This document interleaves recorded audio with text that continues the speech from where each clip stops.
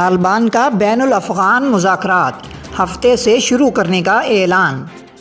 اہم قیدیوں کی رہائی کے بعد طالبان نے بین الافغان مذاکرات ہفتے سے شروع کرنے کا اعلان کر دیا ہے۔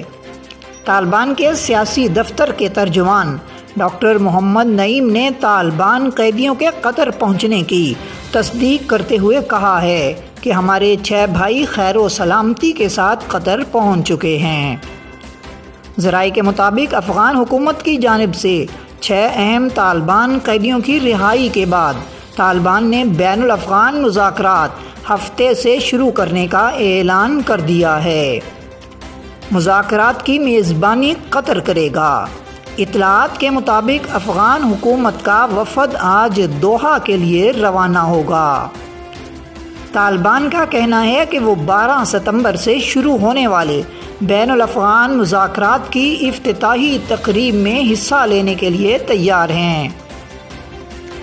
ادھر افغان صدارتی دفتر سے جاری بیان میں حکومتی وفد کے آج دوحہ روانہ ہونے کی تصدیق کرتے ہوئے کہا گیا ہے کہ وفد میں اعلیٰ قومی مفاہمتی سلامت کے چیئرمین عبداللہ، قائم مقام وزیر خارجہ محمد حنیف اتمر، عبدالسلام رحیمی اور وزیر مملکت برائے امن سید سعادت منصور نادری شامل ہیں۔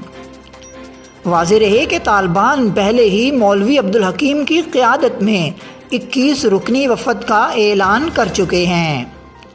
یاد رہے کہ امریکہ اور افغان طالبان کے درمیان فروری 2020 میں دوحہ میں تاریخی امن معاہدہ طے پایا تھا، جس کے تحت 5000 طالبان قیدیوں کی رہائی کے بدلے طالبان کو افغان سیکیورٹی فورسز کے 1000 قیدی رہا کرنے تھے۔